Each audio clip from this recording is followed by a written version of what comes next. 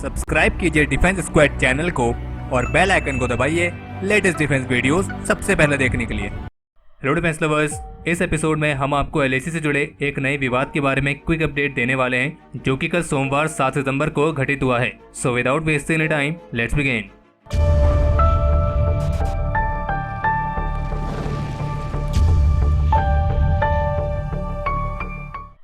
LAC पर तनाव की स्थिति जो पहले से ही काफी ज्यादा थी, अब वो और बढ़ गई है क्योंकि कल सोमवार को पूर्वी लद्दाख सेक्टर में भारत और चीनी सैनिकों के बीच फायरिंग की ताजा घटना सामने आई है और सोर्सेज का कहना है कि कल चीनी सैनिकों ने फिर से भारतीय क्षेत्र में घुसपैठ करने की कोशिश की थी और इसी के साथ चीनी सैनिकों की तरफ से भारतीय क्षेत्र में वार्निंग शॉट्स भी फायर किए गए हैं और फिर जिसके बाद भारतीय सैनिकों की तरफ से भी पर्याप्त जवाब दिया गया है। हालांकि फिलहाल एलएसी पर जो स्थिति है उसे नियंत्रण में बताया जा रहा है और इस घटना पर हमें इंडियन आर्मी का जो ऑफिशियल बयान देखने को मिला है उसके मुताबिक एलएसी पर तनाव खत्म करने के लिए भारत डिसएंगेजमेंट और डिस्केलेशन के लिए कमिटेड है, लेकिन चाइना यहाँ पर एस्केलेट करने के लिए लगातार उकसावे वाली गतिविधियां कर रहा है और एलएसी पर इंडियन आर्मी की तरफ से किसी भी चीज का उल्लंघन नहीं किया गया है और न ही कोई एग्रेसिव एक्शन अपनाया गया है जिसमें फायरिंग वाली बात भी कही गई है। ये तो चाइनीज आर्मी है जो दोनों देशों के बीच मिलिट्री, डिप्लोमेटिक और पॉलिटिकल लेवल की बातचीत होने के बावजूद भी लगातार भारत और चीन के बीच के एग्रीमेंट्स का उल्लंघन कर रही है और साथ ही अपना आक्रामक व्यवहार भी अपना रही है।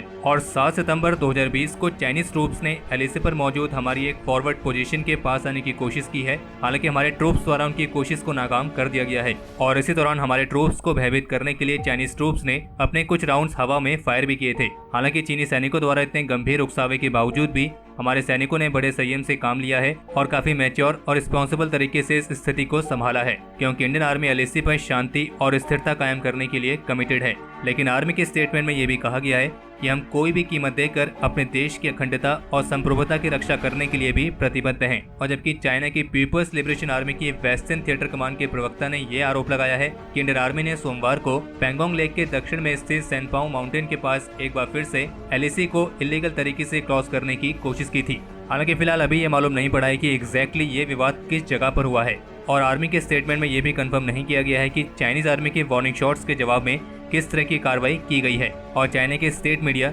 जिसे आप उसके प्रोपेगेंडा मीडिया भी कह सकते हैं, ग्लोबल टाइम्स की रिपोर्ट में यह कहा गया है कि चीन भारत के साथ सीमा पर कोई भी युद्ध नहीं चाहता है, लेकिन अगर भारत चीन की गुडविल को गलत तरीके से लेता है और अगर वो ये सोचता है कि उनके वार्निंग शॉट से चाइनीज आर्मी पीछे हट जाएगी तो वो गलत है और चीन युद्ध टालने की खातिर कभी भी पीछे नहीं हटेगा। और ये सब कहना है चाइना की प्रोपेगेंडा मीडिया ग्लोबल टाइम्स की तरफ से। और इतिहास गवाह है कि चीन की हरकतें हमेशा ऐसी रही हैं, वो पहले स्टेटमेंट जारी करेगा, फिर वैसी हरकत करेगा और फिर से उस पर एक स्टेटमेंट जारी करके दूसरे पक्ष पर आरोप लगाएगा। बाकी इस विवाद पर जो भी नए अपडेट्स आएंगे उन्हें हम आज शाम के अपने डिफेंस अपडेट्स में कवर करेंगे।